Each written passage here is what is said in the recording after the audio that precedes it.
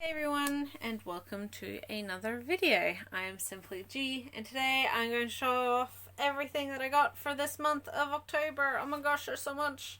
And there's art books, and there's merch, and there's a whole bunch of stuff. So rather than spend too long on this intro, I'll just get straight into it, and I hope you guys enjoy. First up is actually something that I've never gotten before. It's pretty interesting though. I saw them being sold on AmiAmi and was like, oh, that's something I'm really interested in actually. Let me purchase these. And thus I did. So these are Replica genga, right? For a very particular series, manga series, that is very near and dear to my heart. So each of these envelopes contains 3 replica pages of the manga, and for me that is Showa Genroku Rakugo Shinju. So we have this particular scene wherein Yakumo meets death itself, or the god of art. Beautiful scene. Or beautiful, really. There was 4 or 5 different ones that were available. I, as mentioned, have 3 of those, so I didn't get the full set, but they weren't all of the same thing, so I kind of got the most tonally similar, if that makes sense. Then we have this scene when he jumps in during the fire, when Yakumo is having this experience with the god of art and death, and the rescue. And then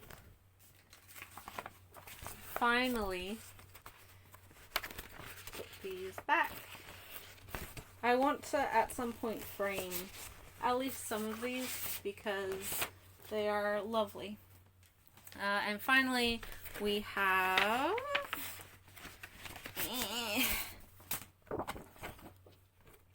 Yakumo and his dear friend reconnecting many years down the line, confronting each other. And it makes me feel so many things. So yeah, beautiful. They're just, hard quality prints. They're not hard quality, high quality prints on a very wonderful cardstock.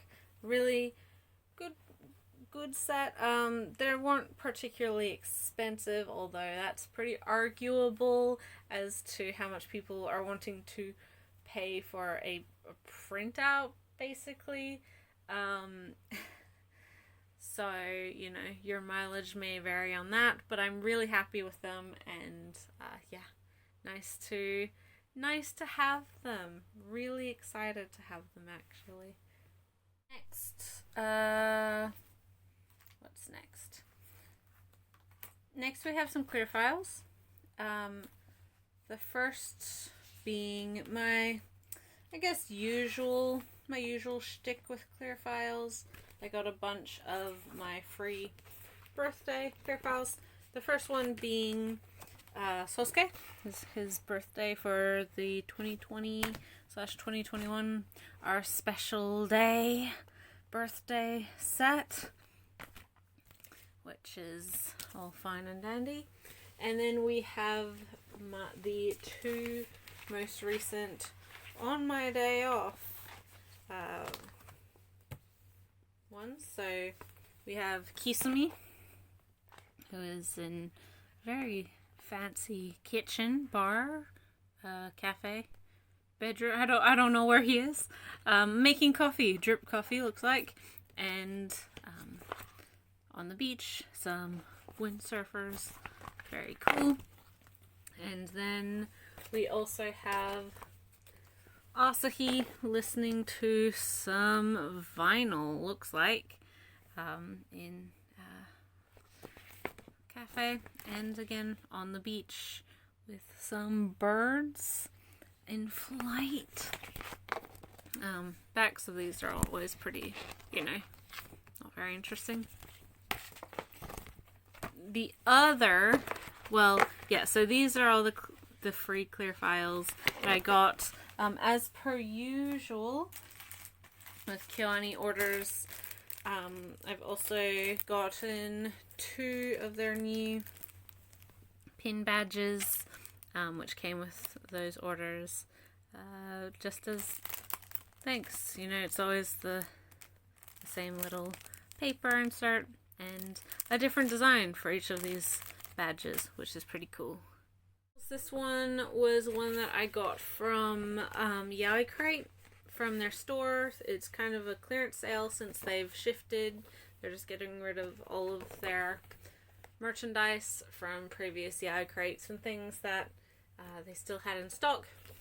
And although I never purchased a Yaoi Crate box myself, it was a very successful thing for a year, and I'm sure it will stay successful. It's just transitioning to a different company. But anyway, from that sale I got a couple items. Namely, the thing that I actually wanted was this clear file for The Cat Proposes, one of my favorite new BL titles from Tokyo Pop. So Dento Hayane's work. I just really, oh my god, I love this book so much. It's a real surprise. You can currently get it from Tokyo Pop. It's only 1 volume. If you're wanting to read more of Hayane's work, a bunch of it just got licensed for Futakiya, so fans, we are definitely being catered to. But when I saw that this was available from the website, I picked it up. I also, just in addition, got well, I guess one's a sticker, one's a magnet for Hiroki. Is that his name? It's the mascot's, like, well, the mascot of the company. So this one's a sticker. This one is a magnet of yeah, just their mascot delivering boxes, it looks like. And I also got this notepad paper, which is a dog from another one of their series franchise things that they did a thing for that just said, "You can rub my belly," and presumably you can write a small note on said belly, and so you remember to do things, and all of them are like that. Cute, fun. I didn't, as I said, it was a freebie. I didn't expect it, but it's nice to have, and it'll get some use, I'm sure. Different sort of, I guess they're clear files. They're a different style than I normally get, though. I got these 2 A5 little clear files for Shogen Roku Rakugo Shinju. Rather than be more like an envelope, these I guess are like an envelope, but they are more like a little pocket that you can put, I don't know, tickets or small notes or whatever in. Much sturdier, thicker, you can see. I also got these from Ami alongside the Replica genga, so that's pretty cool. Bunch of Rakugo Shinju stuff so far in this haul, to which I am not complaining. On to art books. All of them were pre-orders, although one I think is a little bit older than the rest. The first one is the most recent art book for Black Lagoon, so Onslaught. And this, as you may be able to guess, just has a bunch of artwork, colored artwork from Black Lagoon, which, if you haven't read, haven't seen, is a high octane action series about a group of mercenaries, kind of pirates, somewhere in Southeast Asia, and you know, their various there are various goings on. I don't want to say shenanigans, because normally people are dying. They're getting caught up in international conflicts and the local issues, local mafia, local, sections and sects, each working against each other. And of course, a whole bunch of Revi in this art book, because she is not only the most iconic character of the franchise, this woman here, she's also the only woman on the main team. Definitely the sexiest, although I'd argue that it is overall a pretty sexy cast, both men and women. It's a good time. It's not something you read or watch if you're particularly,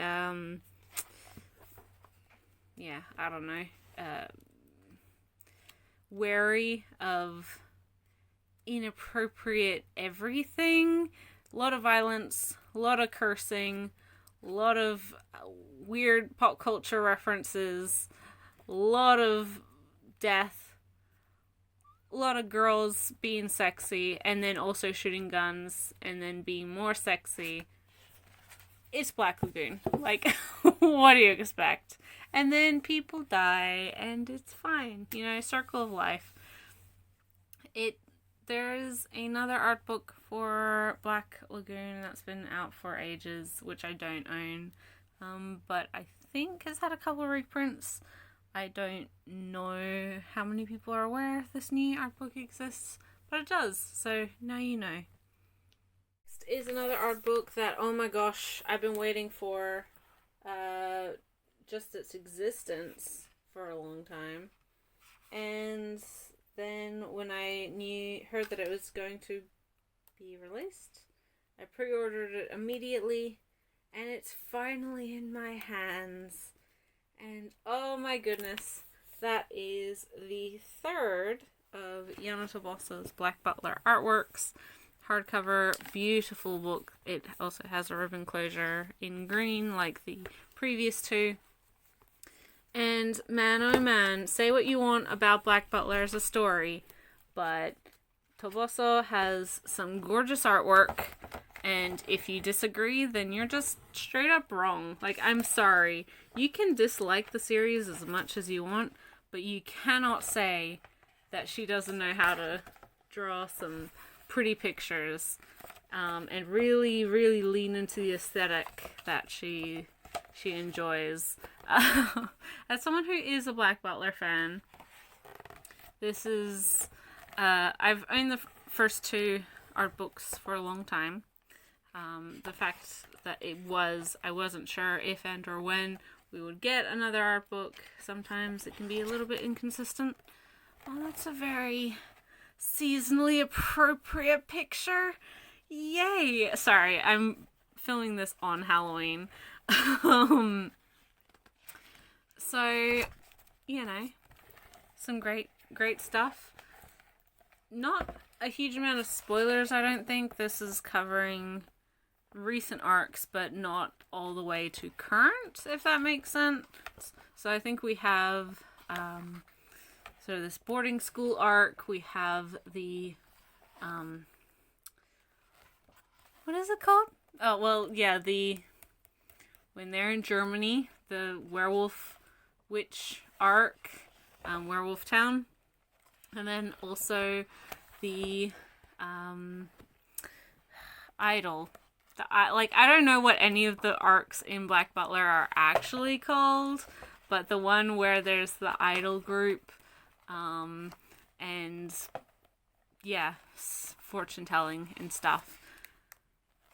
So there's no spoilers for like absolutely super recent stuff. So if you are worried about that, if you're not up to date with the manga, hopefully me flipping through this right now isn't ruining anything for you. But we are pretty much up to date, caught up with the manga release in English as well. This is the Book of Circus anime artwork, which is all really lovely. beautiful. Oh, Grell. Babe, I love that outfit. I'm sorry. Again, if nothing else, Tawasa knows, one, how to draw a pretty picture, but two, fashion, amazing. Love it. I know this is the artwork for one of, was either the opening or the ending for Book of Circus. Man, good times. And this stuff is non-Black Butler artwork. That non-Black Butler artwork that Tobasa has done. So this, I don't know everything in this, but it may be familiar to some. I know this one is Blasted Tempest. I have no idea what that is. Some sort of sunrise thing. Yeah, so great mix of things. Super happy to finally have this. Always puts a great amount of work into these art books, and super happy. Super happy that we finally gotten this third one. Next art book we have is a very recent release. One that I also pre-ordered as soon as I found out it existed. One that of a franchise that's recent, or of a series that recently ended. Still hoping that the anime gets licensed for a wider release at some point. But this is Fujita's Wotakoi, Love is Hard for Otaku, which is a romantic comedy about three couples who are all fairly nerdy. Some are more covertly nerdy than others, and their relationships with each other and with their partners, but also with each other, as many of them work together. The third couple is the younger brother and a friend. The younger brother of our main dude. So it's really sweet. Lots of really different relationship dynamics as well. So we've got kind of like the childhood friends to lover trope. We have the rivals to lovers trope, and then we have just like the two sweet kids where, oh man, I just hope you can try and figure it out, make it work. But also like the third couple is very much like normie meets dork or meets nerd. Really sweet, really lovely. Lots of mix of colored and black and white art that spans the entirety of the full series, chibi artwork as well as full artwork. And yeah, great to see. Love it. Again, so seasonally appropriate. Man, I've lucked out with this so far.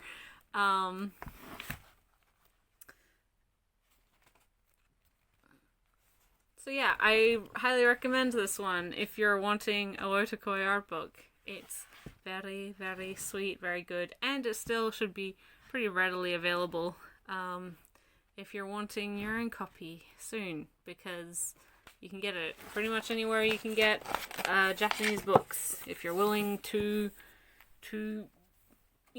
buy and ship it from overseas. Really beautiful textured with spot gloss on the cover as well. Really nice release. Definitely one to look into. Finally, we have another A4 size art book like the previous. And this, another one with a really lovely textured dust jacket. It's got foil embossing on it. It's really nice. And this is the Kaze Hikaru art book. Obviously collecting colored and black and white pieces from the recently completed in Japan, not to be completed anytime soon in English, historical romance action series Kaze Hikaru, focusing on a young teenage girl called Sei who hides herself, pretends to be a boy, and joins the Shinsengumi in order to get revenge for the murder of her older brother and father, and who falls in love with historical real-life figure Okita Soji, and hijinks abounds because some people, well, in actuality, if anyone found out, like historically, if anyone found out she was a woman, she'd be asked to either one, leave, or two, kill herself, in ritual suicide.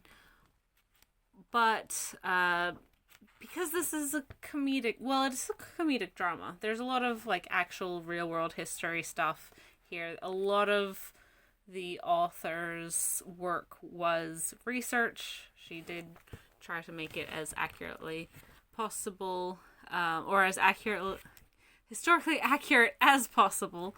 But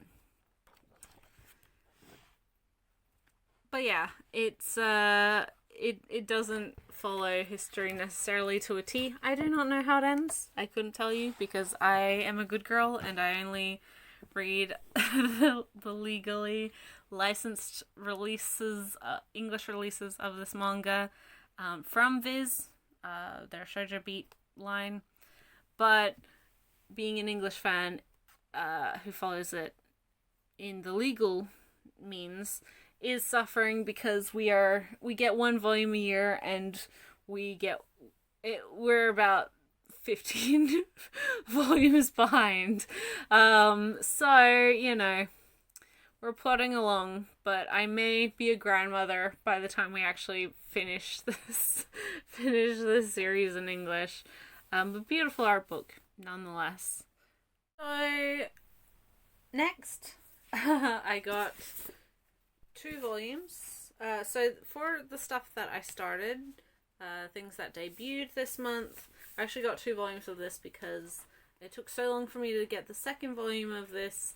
The first volume of this, I should say, that my copy of the second volume already came out via my local comic book store. So in a kind of weird way, I ended up getting them pretty close together.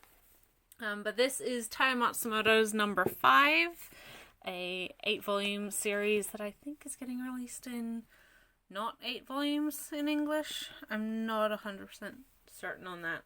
This is probably Matsumoto's most maybe obtuse is the right word, work. More so, it's set in like a weird dystopic future wherein the titular number 5 has run away with a girl called Matroshka, who is on the cover there, and there's like a whole team of this squad, and he's having to fight them, and it's all a little bit confusing, and I'm a bit unsure as to what direction the series is going to take. But as a long-time fan of Taiyo Matsumoto, it was like I was always gonna get this. Like, this is a no-brainer for me. But in saying that, if you're wanting a more in-depth look at my thoughts and discussion on this series in particular, you can actually watch last month's Read Right to Left podcast, where we do talk about number 5 at some length. It's interesting. All of Taiyo Matsumoto's works are interesting, but normally they're a little bit easier to piece together compared to this one. So it's one that I'm willing to stick with and am happy to get into, and it's always a good time getting more Matsumoto works. But I will say that this isn't inherently like a super easy read. It's not going to be for everyone. I'm not going to recommend it for, everyone. But I do look forward to reading more. It still has a lot of Matsumoto strengths. It's also interesting because it's also a series that has had a partial release previously from Viz. way back in the day, did not sell well. They dropped it pretty immediately after 2 volumes.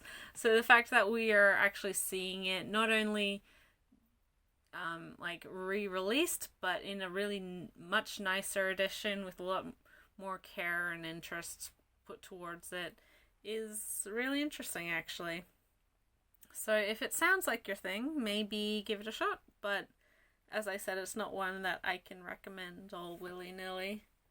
Another debut that I got this month, another one from Viz, although this is from their Shoujo Beat line, and one that I was highly anticipating, and I read it the day that I got it, and it did not disappoint, and that is My Love Mix-Up by Aruko and Wataru Hinekure. So the story is by the same... No, that isn't correct. The art is by the same creator as My Love Story, which is not related to this, although the titles may be a little bit similar. Much beloved series about Takeo and I don't remember the girl's name, but their romance. This is a series about a bunch of high school kids who are classmates, 2 boys and a girl. Our main character, our main guy, he has a long-standing crush on a girl in his class, and after she lends him an eraser one time for a test, and he sees on her eraser that she's written the name of a boy who kind of sits in one of the other seats, or like one of their classmates, and he's like, oh no, like this is the boy that she actually is into, and blah blah blah. So he's heartbroken, but also he wants her to be happy, so he's trying to support her in her love endeavors, and also now he's kind of like trying to set the 2 of them up, but he doesn't really know this other guy super well, but now being in the similar proximity, he's kind of getting to know this guy and seeing, because he's a little bit like quiet, not standoffish necessarily, but he just doesn't interact a huge amount with our main character, so this time that they spent together is showing him more of an insight to his personality. And then slowly, over the course of the series, we see our main character, his feelings start to shift from this girl who he's had this crush on for such a long time, and now he knows that he doesn't really have a chance with, and this shifting to this guy that he thinks that, you know, is his crush's crush, and he starts developing feelings for him, and so that's really confusing for him. He's trying to come to terms with his own feelings, and it's so good, actually. And then meanwhile, whilst this is happening, the guy, through their like misinterpretation, miscommunication, thinks that from the get-go, thinks that this guy has had feelings for him. And so he's not like, he's surprised, and he's like not really sure how to handle that, but he also doesn't want to completely dismiss him, because he thinks like, oh well, this is obviously very important to him, so I'm actually going to, like, you know, evaluate my feelings and I'll give you a proper answer. And so so recap, if that's too confusing, we have our main character, Blondie here, who has feelings for this girl, and who he thinks this girl has feelings for this guy, and somehow trying to communicate her feelings for him. He gets the wrong idea and thinks that he has feelings for him. So he's trying to, and then whilst this is all happening, he actually does start developing feelings for him. And it was such a great start. I really, really, like, I knew that I would probably enjoy this series. I liked it so much. It kind of, like, I mean, I wouldn't necessarily say it has Blue Flag vibes. Obviously, like, this love triangle sort of setup, maybe yes, it does. Although I would say it's more in line with something like Lovely Complex, with it like a character just trying to set up other characters and oops, accidentally catches feelings.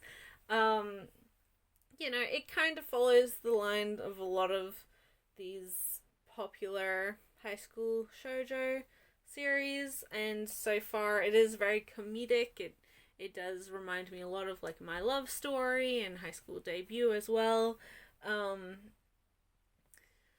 which are all like they don't have that much in common necessarily, aside from all being set in high school and miscommunication causing to be like, oh, I thought we were dating, oh, I thought we weren't, like, I what, huh?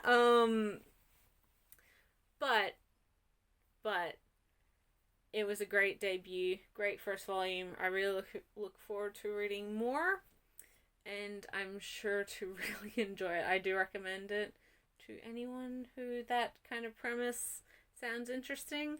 Give it a shot. You probably won't be disappointed. It's also got like really sweet, funny artwork. It's the artist of My Love Story, so some great comedic paneling, reactions there, but also really sweet, pretty.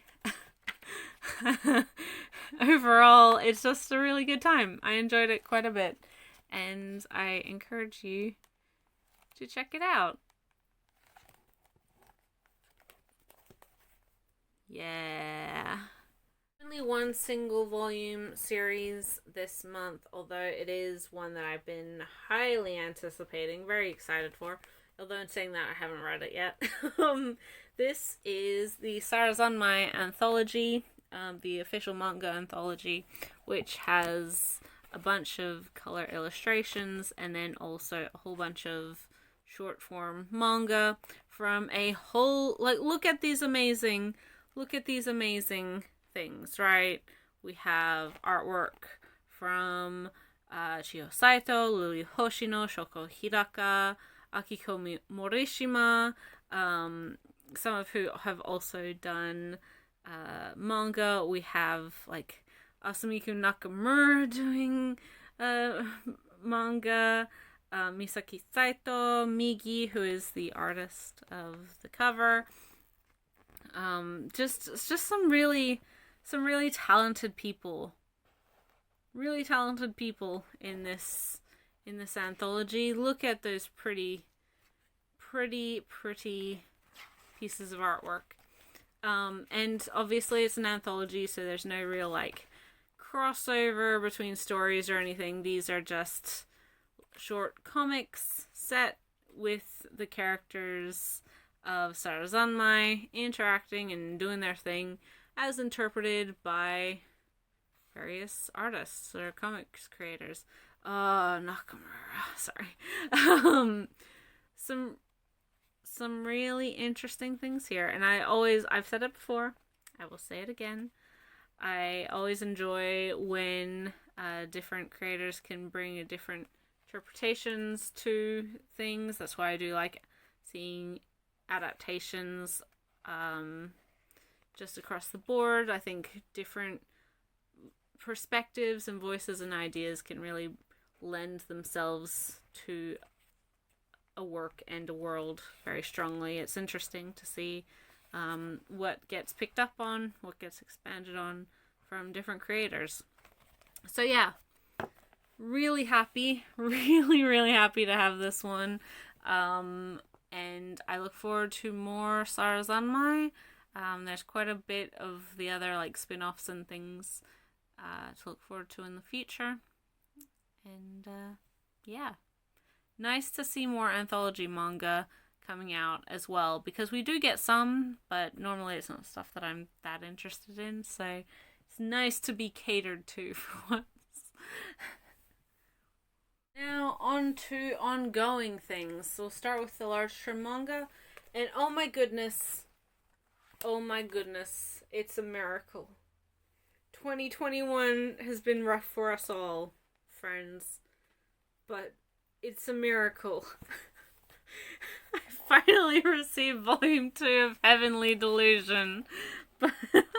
This is Masakazu Ishiguro's ongoing sci-fi thriller, psychological story about two kids, traveling through post-disaster Tokyo. There's monsters that like eat people and stuff, as well as like a weird facility where all these children with I don't know, some sort of power or something. It has been so long since I read the first volume, because that came out, I want to say like 2.5 years ago, maybe longer. I don't really remember. It's been a wait and a half. I have not yet read this one. But I do remember really enjoying the first volume. So much so that I wanted to jump into the next volume ASAP. And I just have had to have some patience. And I don't begrudge Dempa. I mean, I do a little bit. But I don't, like, even outside of COVID holdups and printing issues and paper shortages, you know, Dempa's schedule has always been a little bit hit or miss as to whether or not things will actually be released. But it's finally happened. It's finally happened. And I'm super happy for it, because this is really interesting. I definitely recommend for people to check it out. But it might be hard to track down right now, just because that's the way of the world. But yeah, give it a shot if it sounds like your thing. I'm hoping it's not as much of a wait between volume 2 and 3 as it was between volumes 1 and 2. Next, speaking of sci-fi dystopias, we have a Viz title with volume 10 of Inyo Asano's Dead Demons Dead Destruction. An ongoing, I think it's ongoing, sci-fi slice of life about some friends in the years following Japan, well, the world, but Tokyo, after alien invasion, pretty much. It's very, very Asano-esque, very interesting. It personally is my favorite of Asano's work. It's the longest of his works, for one, but also I find it a little less, like, overwhelmingly depressing and bleak and nihilistic compared to some of his other titles. And that's not to say that, you know, it doesn't have any of those elements. It absolutely does.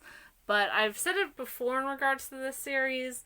It's very much like a millennial / zoomer look at nihilism, compared to like, oh, you know, the world's ending and society sucks and I guess we should, like, why even try? Nothing is worth anything, right? Like, oh, might as well just die. Which seems to be pretty prevalent, like, kind of interpretation of nihilism. This is much more like, I would say, the, millennial / zoomer internet style of, like, you know, society's fucked, the earth's gonna burn up in a fiery ball of, you know, climate disaster in 12 years, and, you know, economy is terrible, humans are the worst, so nothing matters, so why don't we just have ice cream for breakfast? It's totally fine. Spend your money now, because it's it's not going anywhere, but humanity is, so like, yo, it feels very much more like that comedic, like super dark humor, that maybe it was a bit more prevalent and a little more lighthearted to see and to recognize pre-pandemic. Nowadays, I think like everyone is starting to realize how much the processes, the implicit assumptions that we've made about society and like health systems and educational structures and government and all of these things are actually like even more broken than we thought. So now it might, like, I haven't read the series since like for a couple of volumes, so I'm a little bit behind, and I haven't read it post or like during pandemic.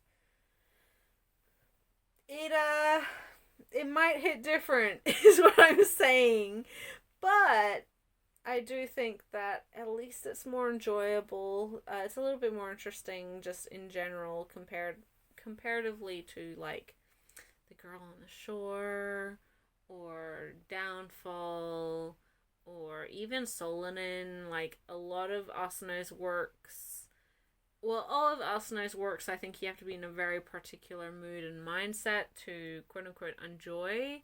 I guess Pun Pun is older, longer. That's 11 volumes, I want to say. So this may end up being longer than that. I kind of forgot that Pun Pun existed. I know, Heresy, but I just don't.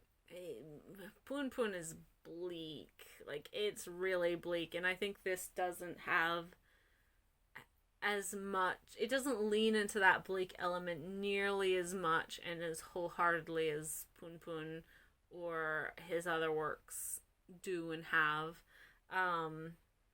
So yeah, maybe this is the Asano to recommend people who aren't really Asano fans. But in saying that, it's really good regardless, so check it out. Next, we have some Kodansha manga. First is the penultimate volume of Boys Run the Riot, Volume 3 by Keito Gaku. This is a 4-volume coming-of-age drama about a trans boy kind of not coming to terms, coming to terms with himself and building relationships with his classmates and learning to be comfortable in expressing himself through fashion and through designing fashion in a way that makes him feel how he wants to be, right? Like, this is a really, I think it's a very genuine expression of gender issues and the discussion of gender, which is becoming more and more prominent, but also like how social media facilitates that, and sort of both the positives and the negatives. There's a really interesting secondary storyline in this particular volume about one of the characters who has a very prominent social media presence getting like really turned on, getting a lot of backlash for not adhering to the character that they've always portrayed themselves as on social media, and how, because of how much their life was public knowledge, it caused a lot of pressure for them to then be able to explore their sexuality and their gender. It's really, really good. It's really good. And it's also an Own Voices story, if that matters to you. Keito Gaku is a trans man, and so he's writing presumably from similar experiences that he's had throughout his own life. It's super good. Oh, Boys Are in the Riot, it's so good. Fourth volume's the last one, and I will be sad that it's over, but happy that it's found its end, and probably quite euphoric, because this is a very hopeful piece, and I think that's additionally really, really important to this, to why, I mean, just people in general should read this, but especially folks who are trans in some capacity, whether they be like a trans man or woman, or non-binary, or gender fluid. This is very much about finding the comfort in yourself and finding the acknowledgement in the people that matter, the normalization of these identities, and namely how fashion has become a tool to be an expression of that identity, of how a lot of people do become like very gender euphoric, in the ways like being able to finally dress and wear clothes the same way, or the ways that they've always wanted to, without worrying about outing themselves. It's so good. It's so good. And one of the reasons that it is so important is that it's unlike, it's not necessarily something we've seen in manga, but you do see, especially like in works prior to the last couple years, a lot of trans stories are more so tragic. If we are talking about manga, like Claudine is a perfect example of that, but keeping in mind that came out in the 70s, so it's very much a product of its time.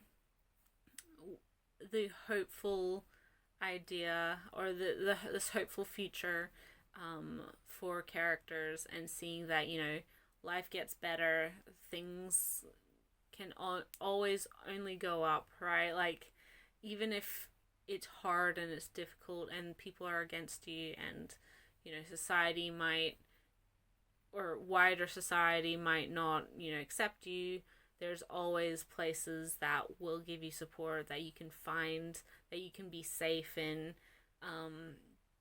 And I think having that hope for yourself for the future, but also the wider society, is really important, because, you know, you don't want to live with the assumption that your life will always be just sad and ruinous, and, you know, you'll never find comfort or compassion anywhere, because that's inherently not true. Like, community will always, being able to find community will always provide that. Being able to find the people who care about you, regardless of, you know, whatever it is that makes you different. And that, you know, that might be family, that might be your family by choice, that might be a larger community that you're introduced to. It's just really, really, really good. Really good, guys. And I definitely encourage you to read this one if you haven't yet. It's super good. Next we have the penultimate omnibus, Volume 5 of Wotakoi, Love is Hard for Otaku by Fujita. So this series recently ended in Japan at 11 volumes, so I don't know what they're going to do for the last volume. But needless to say, I will buy it because I love this series. It's super good. It's so sweet. This volume, we had a wedding, we had a couple getting together, we had some funny stuff. Oh, so good. And then I kind of cried at the end. It was just super sweet. This is a story of a bunch of characters who are all otaku nerds in some capacity. Aside from Naoya, oh my god, this character here, who is the younger brother of our main male character, he's a normie. He's not really like super dorky about anything. Well, I mean, he's super dorky, but not about like a nerdy interest or anything. He's just a sweet little golden retriever of a person. But it's so good. It warms the cockles of my heart. It's really lovely and cute and just overwhelmingly really sweet. It also hits me right in my weak point, i.e. friends to lovers. I am such a sucker for that trope. So yeah, it'll be sad to see it go whenever we get the final volume. But this one was so good, and it felt kind of like a lead up to a final volume as well. So it's kind of wrapping up all of the different storylines very strongly, and I can't wait. Hopefully one day we'll get the anime available on disc, because that's also really good. And yeah, I encourage you to try the series out if you are looking for a romantic comedy with a nerdy twist. For the large trim ongoing manga, general manga, quote unquote, we have volume 8 of Perfect World by Rei Aruga, a romantic drama focusing on a couple, one who is in a wheelchair, and the twists and turmoil and ups and downs of their relationship, sometimes facilitated by one of the characters having a physical disability, but just generally through their lives and the directions that they're going and outside forces as well. Love the series. It's really good. Recently finished, I think, in Japan at 11 or 12 volumes. Don't quote me on that, but I think it's done. It's definitely like almost done if it's not actually finished as of yet. Really, really strong little josei series. Definitely one I would recommend for those looking for disability representation in manga. It doesn't shy away from kind of the unglamorous parts of having a spinal injury, of being in or needing a wheelchair, of, you know, having a disability in a able-bodied society. The discrimination, both overt and subtle, that comes from that is super good. And I like it. It's a little bit cheesy. It's, you know, it's a pretty straightforward josei romance. I'm not going to say it's, you know, the greatest thing ever written, but I do think that it's very heartfelt. I do think it's very well researched.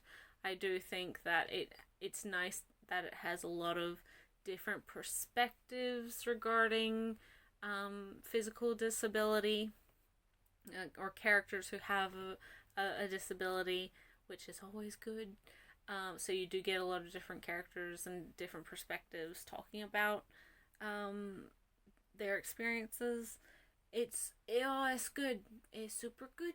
I really enjoy it, and I cannot wait to wrap it up. This is one that I've been following for a long time digitally, and made the switch when it went to print, which I still haven't gotten to like new content for me. I will say, I think I've read 9 or 10 volumes in digital, so we're still a little way to go until it's new content for me.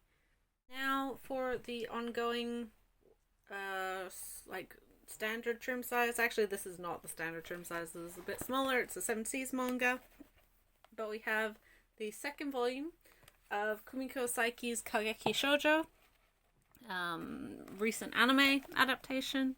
I haven't seen it yet, but seems like it was pretty well received. This is a series spotlighting Takarazuka, which is a women's only theater that exists in Japan, very focused on musicals, and our main character's dream to be the top star of a troupe in the future. She wants to play Lady Oscar, who is, a very notable, like, Rose of Versailles is a very notable Takarazuka show. So, and it's what a lot of aspiring stars really hope to get into.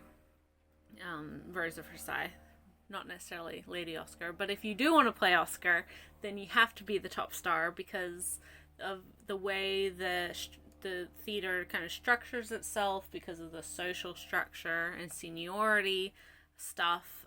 You have to be one of the three best in the like kind of the headliners, the spotlight, to be any of the main characters or the major main characters. So Takarazuka sort of splits actresses into like the male roles, so they have specific stars for that, and the best male actress or the best actress who plays male characters is the top star. She's, the best of the best. She's the front, she's the face of the troupe for the time that she's there. And then the best actress who plays female roles is like the top musume, the top like female star. She's number 2.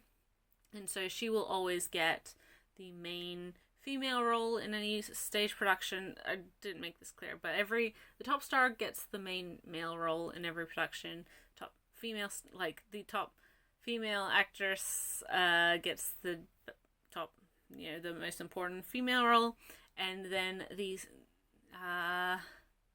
I don't remember all of the terms because I haven't read this volume for one, but also I've been educated on this subject by my very good friend Ray from Whimsical Pictures. She has fallen down this hole. She loves Takarazuka, but the number 2 actress who plays male roles is like the third most popular, like most important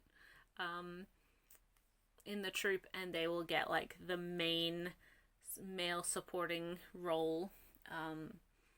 So yeah, there's like a whole bunch of social structure stuff, and it's a difficult thing to break into, like any show business, but even more so when it is focused on like just an industry just on young women, but also marketed almost completely exclusively to women.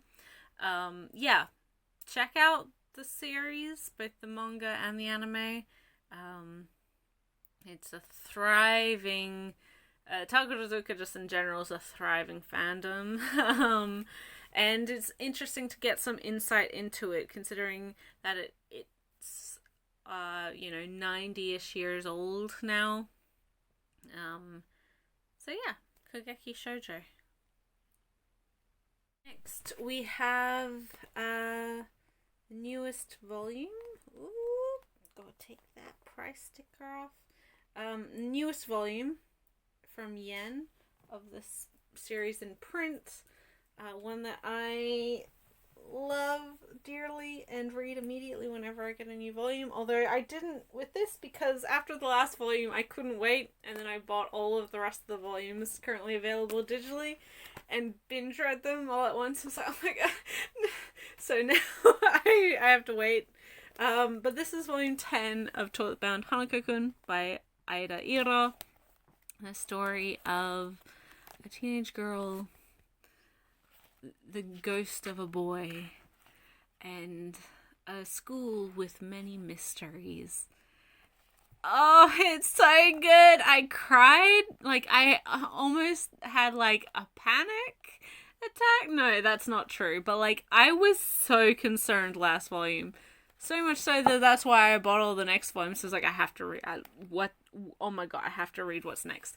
And it didn't get, like, the situation didn't get better, will I say, but this series continues just like burrow itself deep into my heart. It has everything that I love. This series legitimately was created and catered specifically to me. So I will never complain. But, man, it's so good. It's so good. I cannot wait for more. Press title that I got. I guess maybe this is technically a BL. I don't know. I don't really quantify it as such.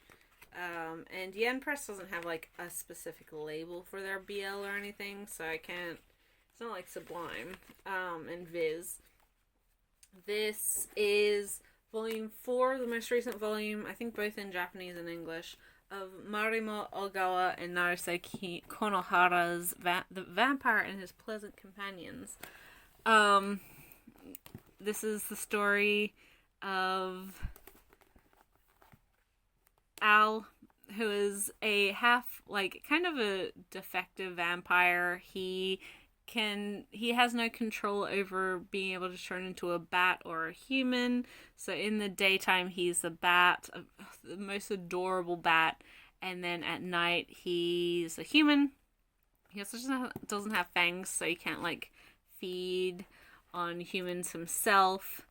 And one day, like, he's an American from, I think, somewhere in the Midwest, right? But one day, he gets accidentally, like, frozen and ends up in Japan. And it's snap frozen, basically. Ends up in Japan, wakes up, and through a series of events, ends up as kind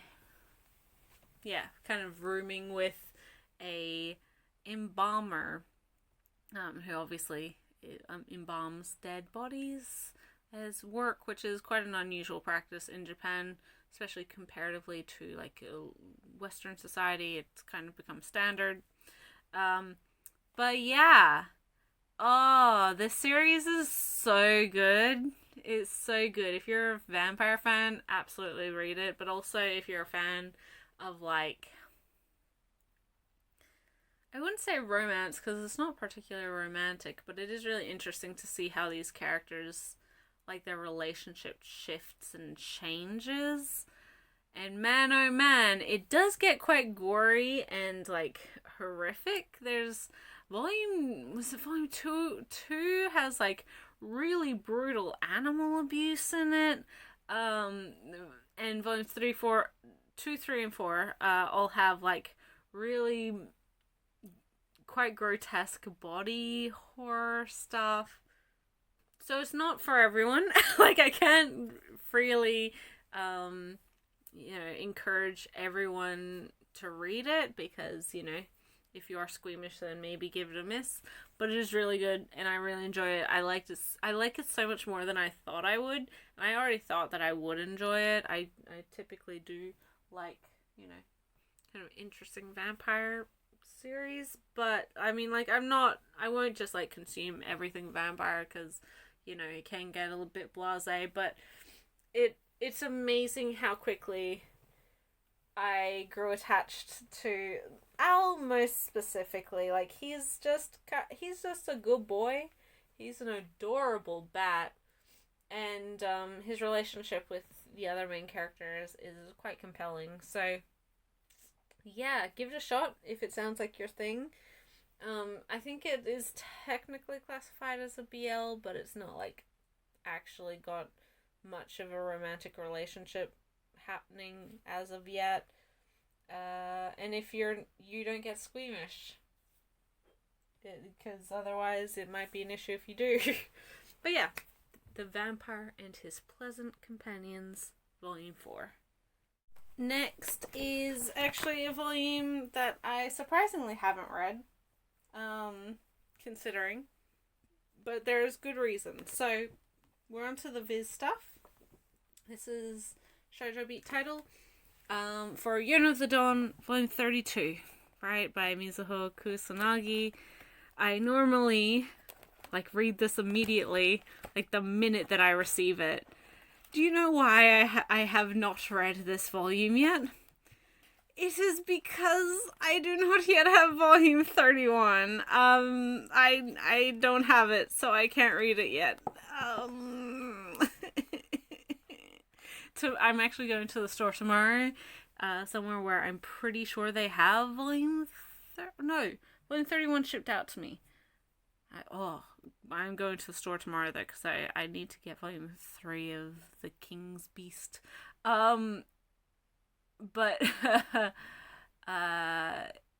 yeah, I'm waiting for volume 31, and I don't have it yet. And once I do have it, I will read it, and then all will be right with the world, because honestly, it's been a crime that I've owned it for weeks now at this point, and I haven't been able to read it. I just haven't been able to read it because somebody is obviously wanting to attack me personally, and I'm not doing it. I can't put up with this. This is just terrible.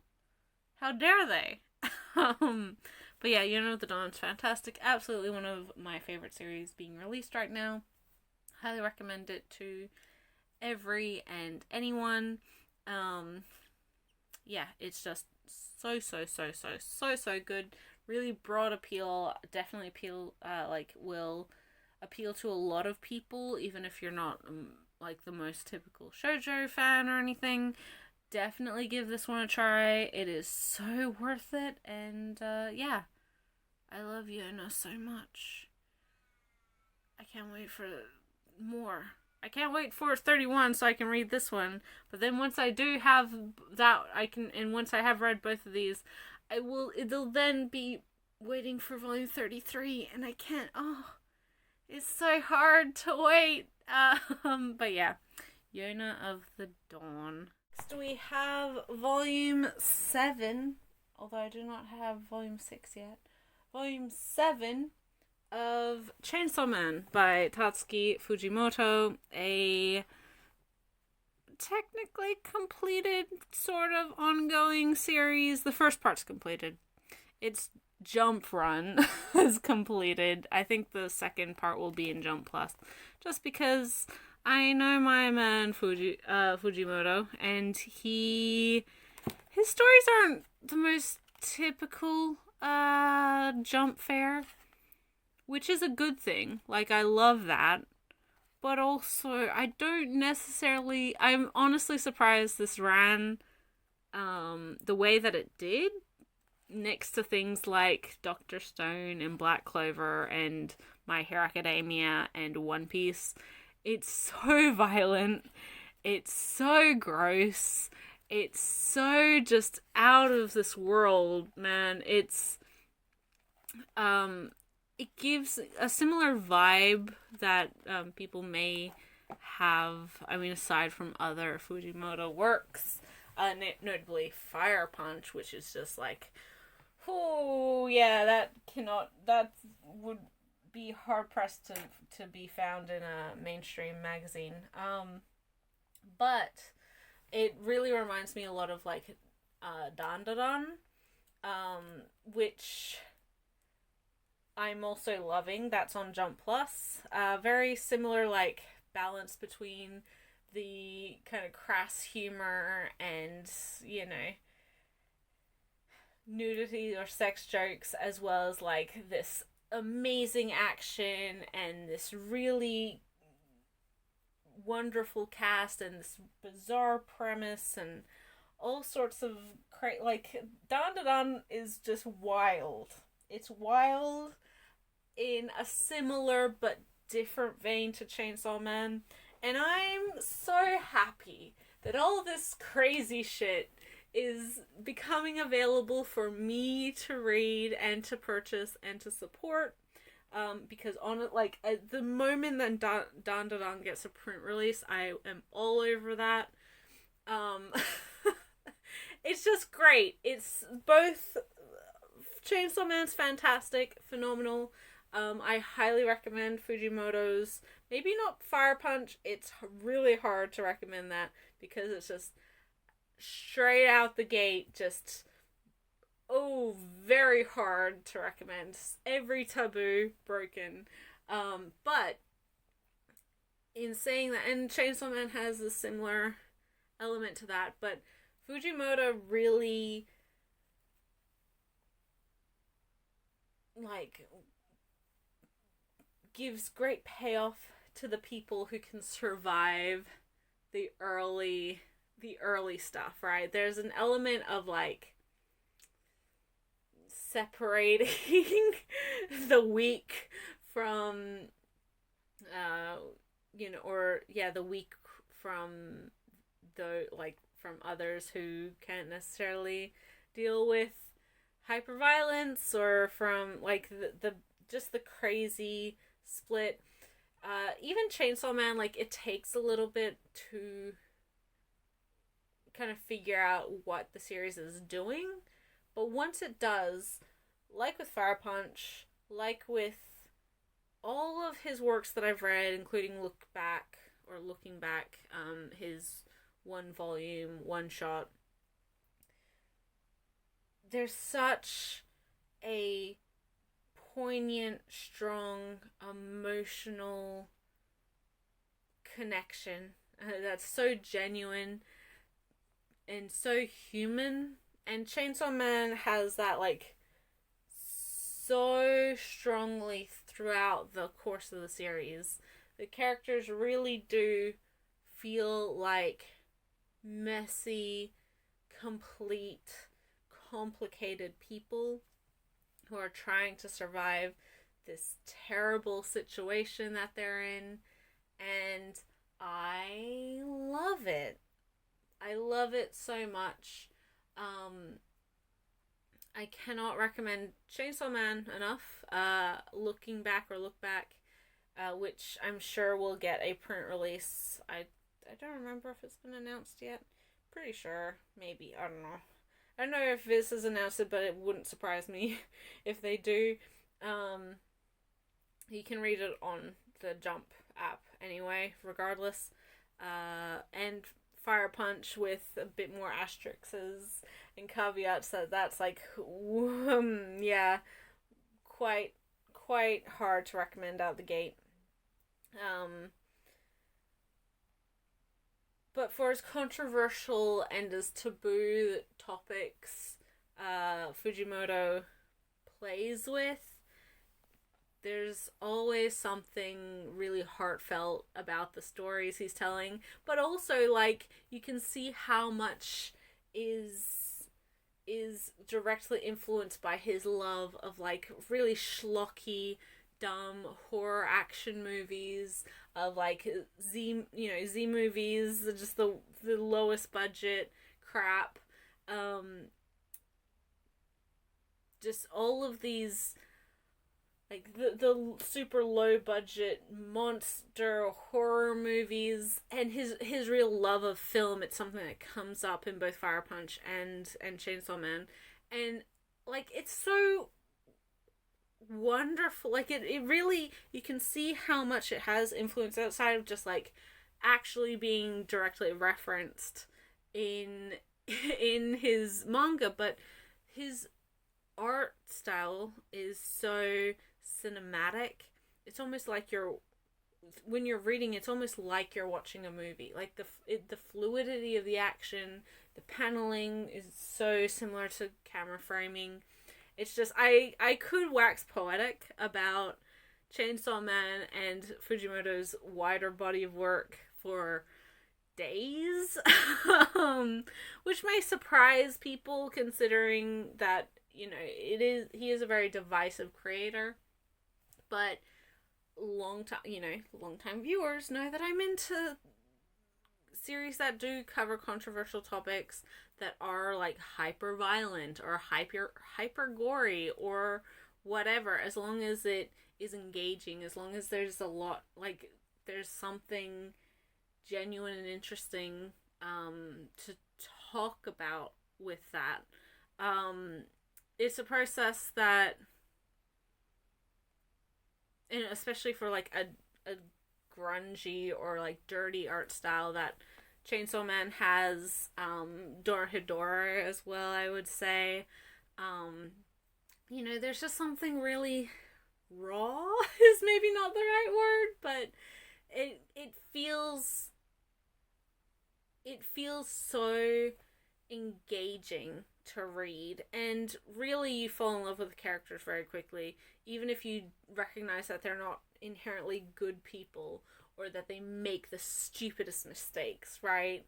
I love it. I legitimately love it, and I'm so glad that these sorts of stories and creators and premises and things are actually finding an audience and getting a wider licensing. It's really, really cool. I'm really excited for a Chainsaw Man anime whenever that comes out. No rush, Mappa. You've already got far too much on your plate. Not, I'm not looking at the clock hoping for the countdown, but I am looking forward to it. As much as, I'm hyper aware of bad labor practices and stuff, it's just still like, but I also want a really good, cool show.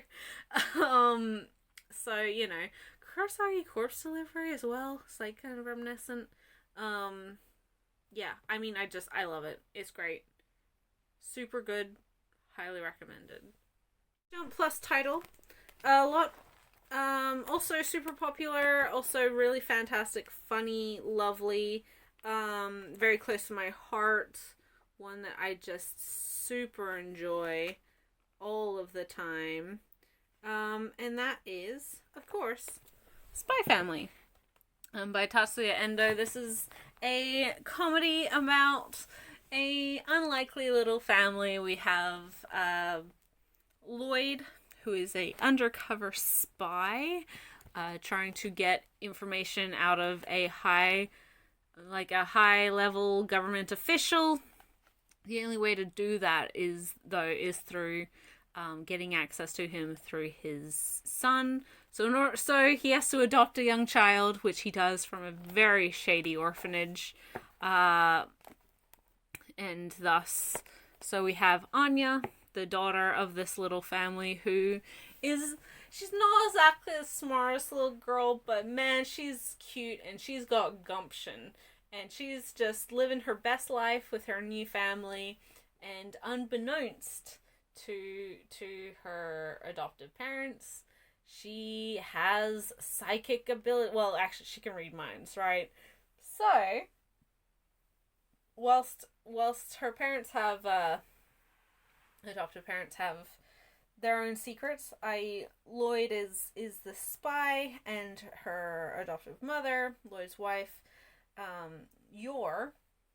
she is secretly an assassin for like a elite squad for this country, and has been an assassin for many, many years. Despite the two adults having their own like secret lives and identities that they're trying to hide in order to effectively do missions and things. Who's Tanya? What the hell is going on? Anya is aware of everything going on, and so she knows these secrets, but also she's like, man, I have the coolest family, and if I tell anyone, then the family will break down, and I don't want that to happen. And man, my mom's an assassin and my dad's a spy, and this is the coolest thing ever. It's super sweet and awesome, and I love it. I love it so much. Spy Family is so good, and it's so funny. And despite it being a premise that could, in lesser hands, be like kind of repetitive and not interesting, like the joke could get really stale very quickly, Spy Family doesn't have that problem. And it continues to be fabulous. This particular volume has Lloyd going on a mission with one of his spy colleagues who secretly has a big crush on him. So she's particularly heartbroken that he's now, married and has a wife and child, but doesn't ever show her emotions. So she's kind of a cool cat, as it were. But yeah. So, Spy Family's so good. Another one you can read on the Shonen Jump app for free. It's fabulous. Definitely worth your time. Next is volume 14 of Ayakano's Requiem of the Rose King. Oh, almost at the end. Volume 16's the last one. What a sad time. But this is a adaptation retelling of the Richard III and Henry VI Shakespearean plays, as well as stuff, just kind of the War of the Roses in general. Oh, it's so interesting and done so compellingly. It's really very good, and I'm looking forward to seeing how it ends. I mean, it's not gonna be a happy ending. Let's just put that out there. It's not a happy ending for these characters. They're Shakespearean tragedies. There's not much fun and smiles to be found in this period of history, and especially not for these particular people.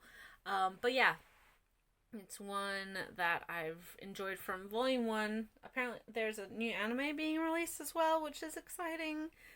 It'll be interesting to see how that's adapted, and yeah, I cannot wait for more of this, and also can't wait to see the ending. It's beautiful, compelling, interesting.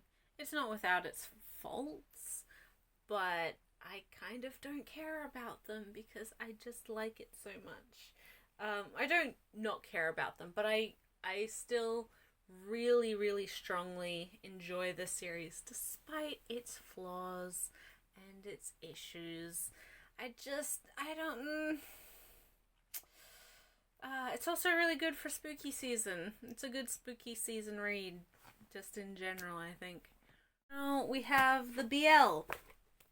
The first is a Rotten Blossoms print release. This is the other thing that I got from my Yaoi Crate sale order, whatever. It's also what that dog notepad came from, and that is Let's Start with Pudding, by Yosono Yosomi.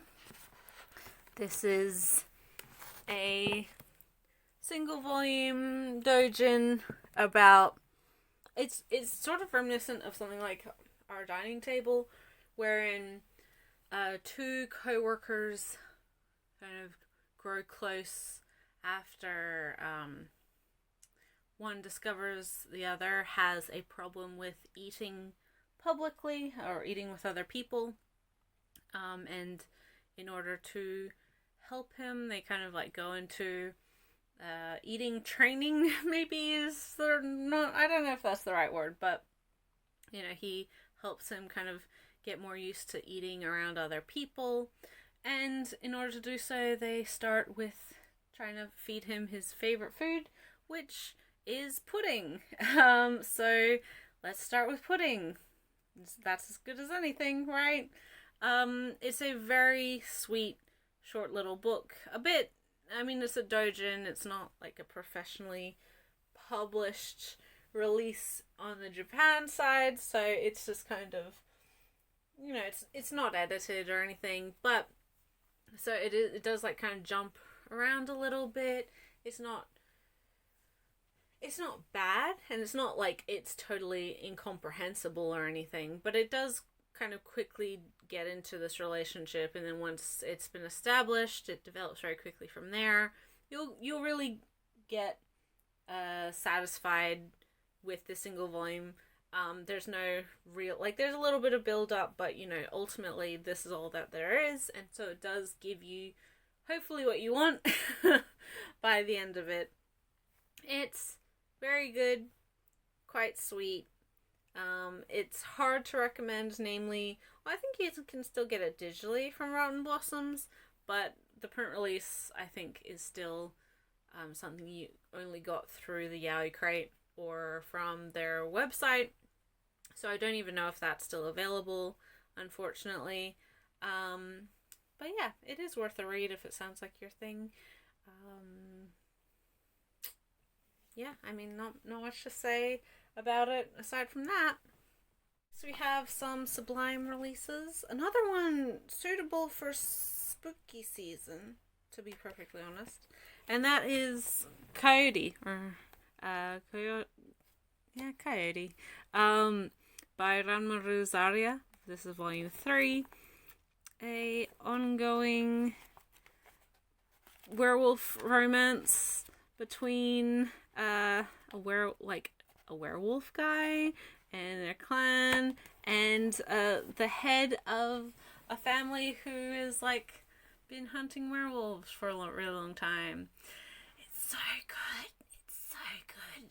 Ranmaru Zarya's artwork is super sexy. Like, oh my gosh. Yeah, man, it's good. It's so good. Spicy. Again, seasonally appropriate. Coyote is cool, and I really enjoy it. I don't know when Volume 4 is coming out, but I look forward to it. It's also the longer of Zarya's stuff. I don't know how long Birds of Shangri-La is. But yeah, give it a look, even if you're not into like Omega-verse or anything, because it's not that. It's more along lines of like just werewolf kink stuff. Yeah, it's good. It's super good, and I can't wait for more. Another wonderful ongoing series from Sublime, and that is Volume 6 of Given by Natsuki Kizu. This is the story of boys in a band, pretty much. It's wonderful, fantastic series I recommend to pretty much any and everyone. Even if you're not like the most typical BL fan as well, like it has great broad appeal. The anime is fantastic. It's so good. It's so good. It's a dramatic coming of age romance. It's messy and it has like the characters have their issues and problems, but it's not messy in the typical BL sense. There's not anything like parading as love and actually is a terrible abuse, right? It's really, really wonderful. I just adore it. All of the characters are really interesting, even if they're not inherently... Well, the teens, the high school kids, too pure for this world. Love them. They're great. The university students, so messy. So messy. But still, I love them. They're still great. Given is overwhelmingly really fun. But we'll punch you in the heart as well. Like it can do both, and I highly recommend it. If you're not following it, then why are you not following it? That seems silly. Definitely give it a shot if you haven't, and watch the anime because that was super good too. For BL, we have a kind of unique comic maybe. It's not manga, it's manhua for one, and this is the English edition of BJ Alex by Manhua, put out by Legion on their website. You can read this in its entirety digitally through their service, but they are putting out the complete series has been released in Korean in print in 4 volumes. Obviously now they follow that with an English release. This is the uncensored version of the webcomic. So, I have read this webcomic. I've read all of it. And when they announced a print release, I was like, okay, well, I guess that's my money gone. If you don't know anything about this is a series. So, first and foremost, BJ Alex like that title is not what you think it is. BJ doesn't mean blowjob in Korean. Well, I mean it might, but like what it means in this context is it stands for broadcast jockey, which is basically like the Korean term for a cam boy. Because the premise is we have our young university student main character who is recently, restarted his studies after completing his military service, and he's gay, and every night or whenever he's broadcasting, he watches his favorite cam boy, and obviously satisfies himself to that, and so his favorite cam boy is BJ Alex, right? So he's attending university. One day he's going to a department party, so it's a bunch of students from, who are studying the same thing, and he gets quite drunk, so he's helped home by one of his upperclassmen who's like super popular. Everybody really likes him, respects him. He's a couple years older than our main character. And whilst, this guy is helping him to his apartment and into bed and whatever, he accidentally sees that he has a very distinctive birthmark, like on his lower stomach or whatever, that is also where BJ Alex, his favorite cam boy, has a very distinctive mark. And it's like, oh my god, you're BJ Alex, holy shit, I watch all of your videos. As you do when you're drunk, right? And he's like, oh god, like, somebody knows about that, like, you can't tell anyone. And he, his whole demeanor really changes. He's very rude, abrupt, mean about it. And, he's like, well, you can't tell anyone, I'll do anything. And so, like, I don't even, he asked for a hug, I think, and he's like, oh alright. But ultimately, he's like, well, how about we do something sexual? Like, why don't I sleep with you? Might as well, just, like, not blackmail, but in a way to, like, make him keep his secret, right? To ensure that he'll keep his secret. And so they're going to, but then he finds out that our main character is a virgin, and he doesn't like to deal with her. He has a lot of hang-ups over relationships, so he's really not, like, kind or, like, nice or anything to this poor other guy. But, so that whole situation happens. He kind of scraps it. He's like, I'm never talking to that guy again. This terrible, what a loser, blah, blah, blah. But next time he tries to do his whole camming, he has an issue. He can't perform, basically.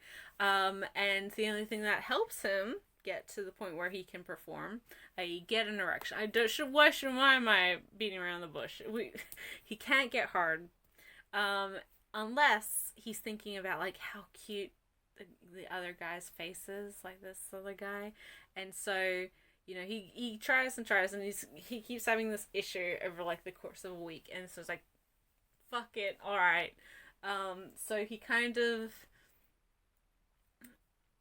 proposes to this guy. Okay, well, I'm not gonna be your boyfriend, but I'll be your sex friend. I'm having some issues. Well, actually, no, he doesn't admit that whatsoever, but he's like, I need to have, some sex every so often that isn't just camming, to help with all of that, blah, blah, blah. Anyway, so he agrees, and then thus begins their relationship. Oh, it's rocky. And I'm not gonna say this is, like, it definitely has its tropes. It's definitely, like, not, especially at the beginning, and for a large chunk of it, it's not a healthy relationship.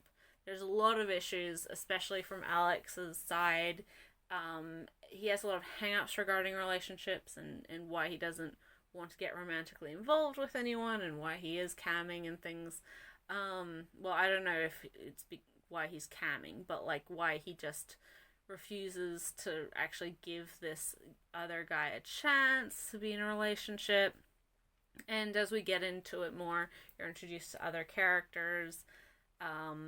It's good. It's actually really good. I think there's quite a sweet side of like the puppy love from our main character, and over the course of the series you see their relationship change, and then this is no spoiler, this is the love story, so ultimately, you know, they live happily ever after. And in saying that, Alex, like, his personality and his mood really takes a shift, so as you're happy that they end up together.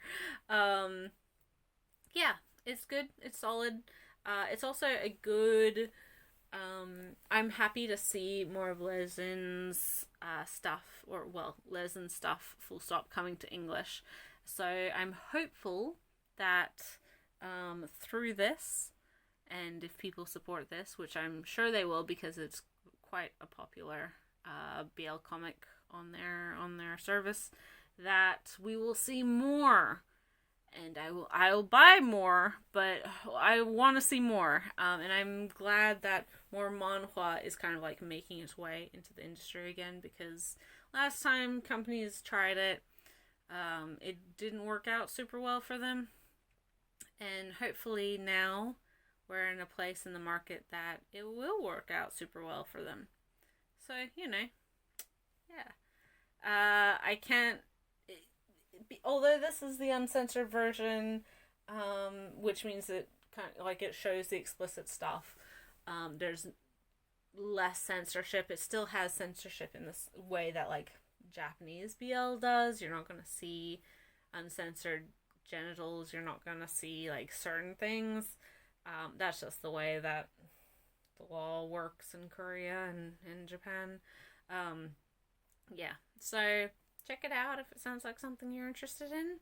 Yeah. So next we have light novels, and actually I have quite a few light novels, a lot of new debuts, and one like super interesting surprise thing. But first up we have the first volume of Tear Moon Empire by Nozomu Mochizuki and illustration by Gilse. This is a second chance reincarnation story wherein a young princess called Mia witnesses, or she dies on the advent of her empire, the Tear Moon Empire, collapsing after just bad governance, the royal family being overthrown, blah blah blah. She was just really spoiled and blind to the needs of the people, and now so she's died. She's woken up in the body of her younger self, like her 9-year-old self, I think.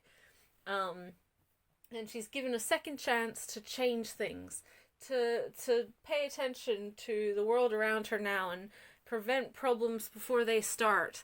And it's very clever, it's very funny. I do like the fact that despite Mia having this foresight, and despite her like having all of these new opportunities to do good and to prevent problems before they happen, she's still quite self-motivated. She's still a bit selfish and lazy. She's not like as perfect as some other light novel protagonists in the situation tend to be. And I think that gives her a lot of character. I think it's really,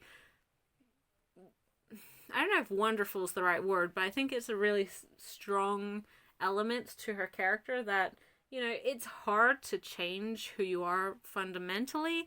And if you've grown up in a particular system where you are always catered to, you are spoiled, then it's hard for you to recognize when, like, that's a bad thing, and when you are falling into that. I think that she's quite likable besides being kind of a brat.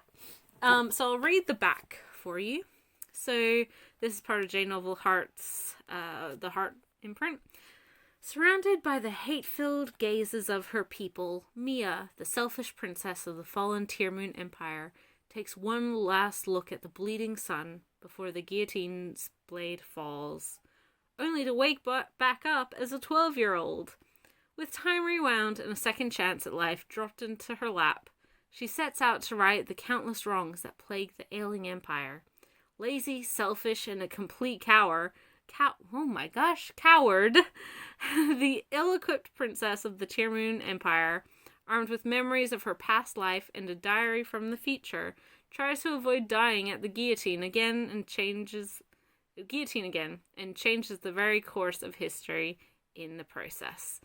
It's funny, it's fun, I really like it. Mia is quite likable despite, being kind of a brat and annoying. We've got artwork here. The boy. I forgot about the boy. Because I've read the first 2 volumes digitally. And, she has this hindsight where, like, when her first time around, she had a big crush on, like, this particular prince. And he's the one who, like, helped lead the revolution against her family. And so he's like, she's like, I'm going to avoid that. I'm not going to do that anymore. And obviously we're not well suited and blah, blah, blah. And so she decides to, like, instead target a guy who she's like, I can, like, not manipulate. That's not the right word. But, like, he has potential and nobody's pushing him to meet his potential. And, we can be friends, and it'd be nice to have, like, someone on my side, right? And then he, like, it falls head over heels, and it's just, it's so good. It's so good. Sorry, I'm just, like, rambling, and I don't remember everything about this book, because it has been a little while, but it's a fun time, and I recommend it. J-Novel has a lot of really great series in their catalog, but they just have so many, it's hard to, like, keep up with everything that's super duper good. But Tearmoon Empire, I'm really happy did make the jump to print, because I'm just really glad that it did, because I wanted it to. Next is a Viz light novel, actually, and oh my god. Okay, so we've established that I'm a big Fullmetal Alchemist fan, right? Like, this is not a surprise. It's one of my favorite series. I love it to absolute bits. So much so that I own, like, everything that's ever been released. That's a lie, but, like, I own both the anime series, I own the manga, I own the not terrible, but, like, the quite juvenile light novel series that was put out 4 million years ago. I own a lot of Fullmetal Alchemist stuff, not including, like, figures. I love Fullmetal, right? So, oh my gosh, so when they announced the license for this, I almost couldn't believe it, right? Like, it was so beyond my thoughts of what was possible. This sounds like I'm hyping it up way more, but you have to understand just, like, how bizarrely attuned to just me that this acquisition was. So this is Fullmetal Alchemist: A New Beginning by Makoto Inoue. This is the 6th, and I guess technically final light novel for the Fullmetal Alchemist franchise. There's a 7th one, but that's relating to one of the PlayStation 2 games or PSP game, like, I don't know, some handheld Game Boy game. Like, I don't remember. I never played any of the games because I'm not a gamer. But also, so the fact that they are continuing on with the light novels was just, like, such a shock. Oh my god. Of course I'm gonna get it. I already have all the first 5. Of course I'm gonna get it. And then so, yeah, that happened. And the cover style is very in style with the new Fullmetal editions of the manga. And I was like, oh, like, that's fine. But also, it's kind of a shame that it's not gonna that it doesn't match the previous editions. But naive G, why do you rue yourself this way? Because holy moly, Viz heard my plea. Like, the singular one person who gives a shit about this, which is me. They heard me complaining to the ether privately, and they're re-releasing all of the first 5 with this new cover style, with this new design, spine design and such. And I just,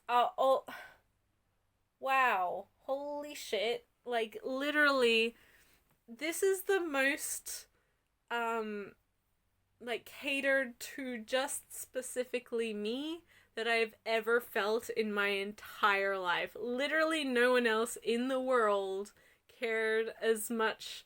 Like, and I didn't care even that much because I was still gonna get it, but, like, the fact that somehow the universe heard my pedantic, like, oh, well, the covers won't match, and has granted my wish in some weird monkey paw-esque way, because I'm still waiting for that monkey paw to uncurl. I don't know what I said, like, what the results, what the consequences are gonna be for this very strange wish of mine to be granted. But oh my gosh, I have no idea what this book is about because I haven't read it yet. Let's read the back, shall we? Winry, childhood friend of the Elric brothers, is ecstatic to advance her training as an automail mechanic in Rush Valley. Her passion and skills are tested when she crosses paths with a boy who lost a leg and can't get back on his feet. Then, in a hilarious second tale, Edward and Alphonse Elric just can't seem to stay out of trouble, even when they're trying to get noticed for doing good deeds. The classic 2-story light novel, Fullmetal light novel setup. Quite a few of the previous light novels have had 2 stories in one.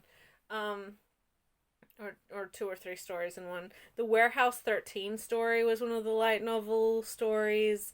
The fake Elric brothers story was a light novel story. There's, like, quite a bit from the original, like, the 2003 anime that they pulled from the light novels, which is actually good. I do think there's a lot of really interesting stuff in the light novels. They're written for, like, 10-year-olds, so you can't, like, this is not 86, or, like, Tanya the Saga of Evil, or Spice and Wolf, or even, hell, Baccarina. Like, these are not, you don't have to, and some of those you do have to apply a lot of brain power to, but, like, typically light novels are not, you don't need to be a Mensa member to understand what's going on, or to enjoy it. They're pretty straightforward, they're pretty cut and dry, but this is, like, very, like, these Fullmetal books are very much for, like, elementary to early middle school kids. They're not complicated at all. I don't know, maybe the Viz translation and the way that they market them now. Let's see, what's the age range on this? It doesn't have,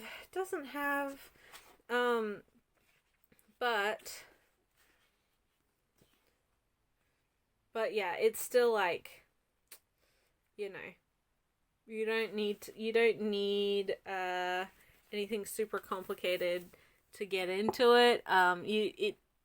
They're for kids. I will also say that, like with all the Fullmetal novels, there's Arakawa artwork. The original ones didn't have color pages, but they did have the black and white artwork, which I found some.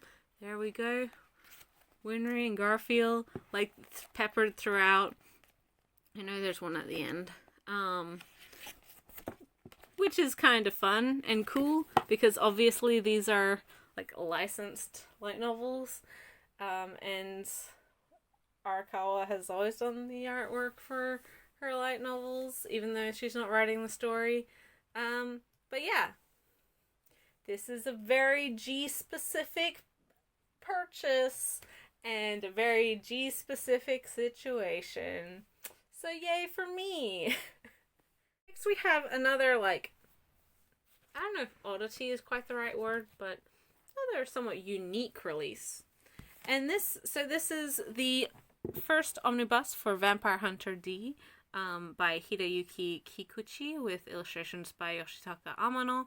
I don't know if there's actually like any interior illustrations. Oh yes, there is.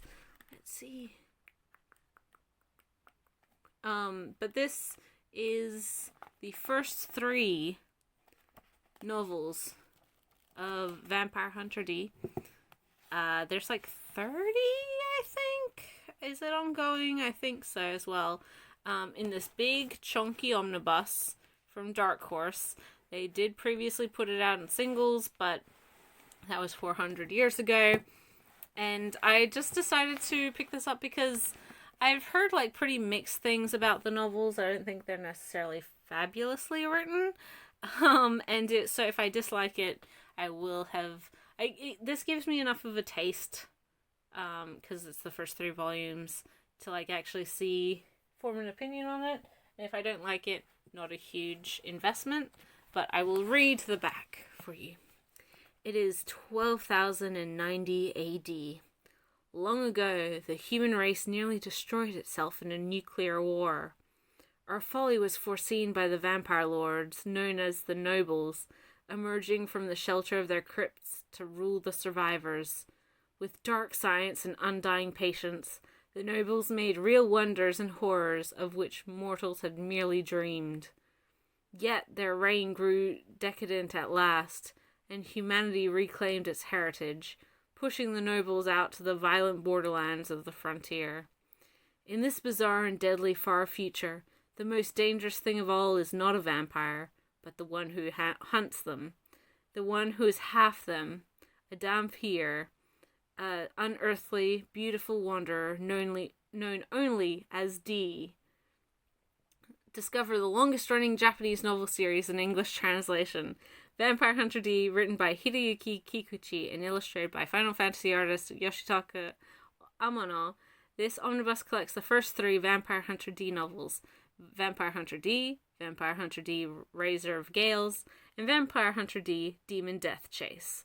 It includes the stories that inspired both the original Vampire Hunter D anime and its sequel, Vampire Hunter D Bloodlust, and translated by Kevin Lee. So, I don't know if I, like, fully absorbed that whole blurb, but I guess, it's been a long time also since I've seen the 2 movies. But it's a sci-fi, post-apocalyptic world wherein there's vampires and humans and a vampire hunter, and that's our main character.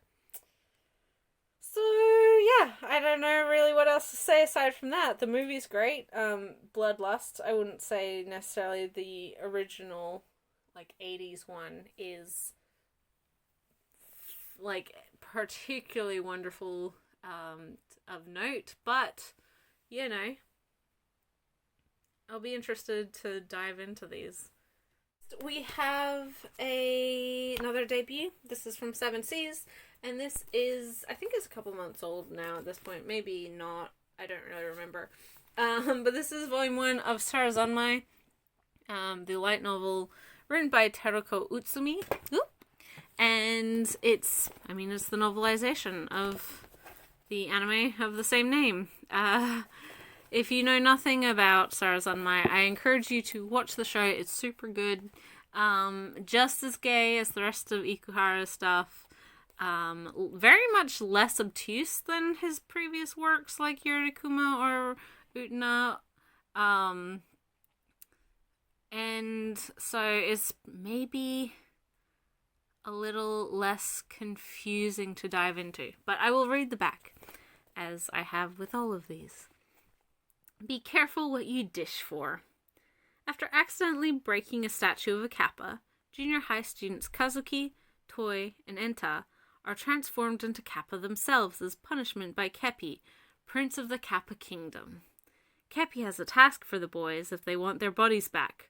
Work for him to hunt down zombie kappas. Can the boys complete their mission, even if it means exposing their own darkest, deepest fears and desires to each other? So, if you have no idea what a kappa is, these are the boys as the kappa. It's a Japanese yokai. You've probably seen it if you watched anime. They have the dish on their head that they have to keep wet. They're like little frog goblin monsters.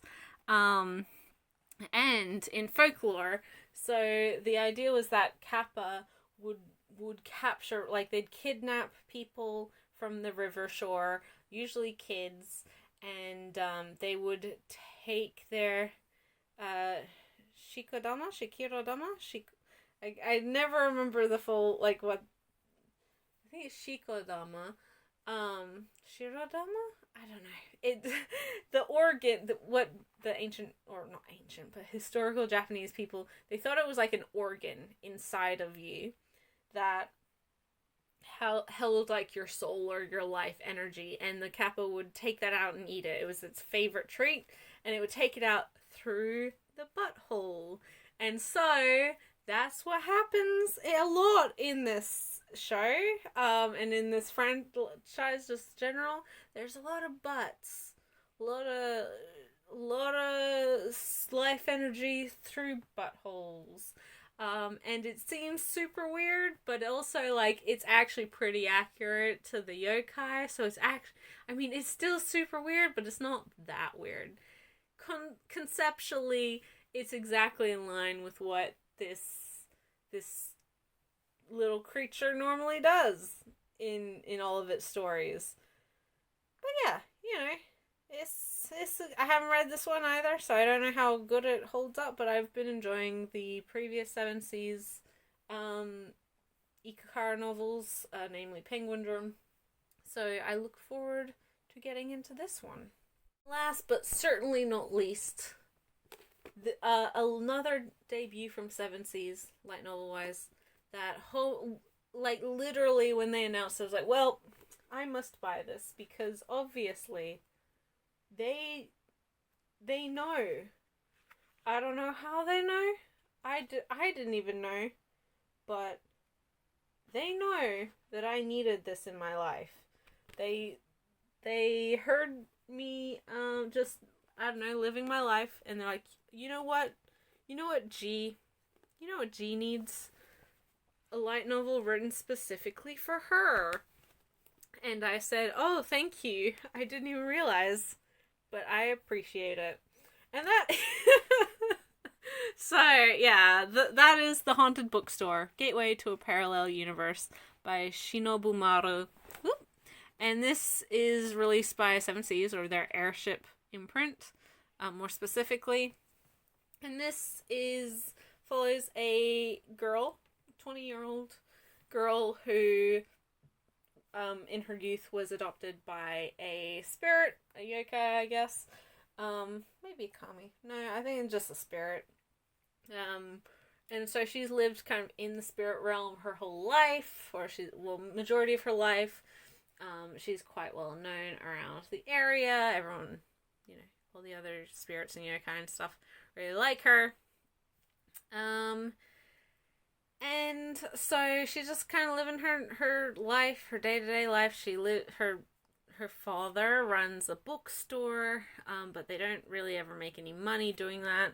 But one day they come across another human, a human boy, a human teen who is just like shows up in the spirit realm one day, and so they help him out, and he reveals himself to be an exorcist, and he's looking for someone. So there's part of the, I guess the real plot is him looking for this other person, whilst he and she, she obviously being raised by spirit, she's trying to show this kid who's been raised to always fight spirits that there's a lot more nuance and a lot more shades of grey to the situation that he's always been taught to believe. But it's quite a at least this first volume is quite episodic. Each chapter there seems to be a different issue or book or something that they need to help with or find or give somebody in order for, you know, a small task to be completed. There's some creepy, you know, yokai stuff. It was good. It was decent. I liked it quite a bit. It's not, like, I wouldn't say it's the strongest debut for a series I've ever read, but I went in with, like, high expectations because, come on, let's be real. As I said, this was made for me. I wasn't disappointed, and I will be continuing to pick it up. The cover is gorgeous. Like, I'm not normally one to wax poetic about covers, but it is very beautiful. So there's our main character, and then there's the guy. I have actually read this one, and there's her father. There's a crow. Do we have the... Oh, there's the Nekomata. Nice. So I will read the back, though, because I am nothing if not consistent. Mystery in the spirit realm. Kaori lives in an otherworldly bookstore with her adoptive father. Together, they provide books to the strange denizens of the spirit realm. But Kaori's peaceful days come to an end when she rescues an injured boy from the streets, a human like her from the mortal realm. The boy's name is Suime, and he's an exorcist, the natural enemy of all spirits. Can Kaori convince Suime that the line between human and spirit is far hazier than he thinks? A touching supernatural tale where humanity and Japanese folklore intertwine. Actually, reading that, I remembered the cicada chapter, and I freaking cried. Man, this was actually really solid. Like, if nothing else, that cicada chapter messed me up. But there's a lot of really interesting bits and pieces, and I'm looking forward to more. Again, not a surprise that I like this. In fact, it would be more of a surprise if I didn't like it. And as I literally said 1 minute ago, I am nothing if not consistent.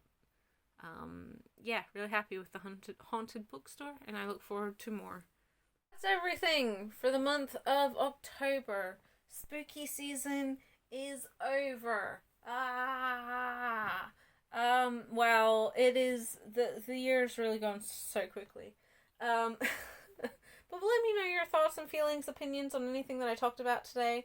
Not the most amount of books I've ever gotten, but also definitely not the fewest amount of books I've ever gotten.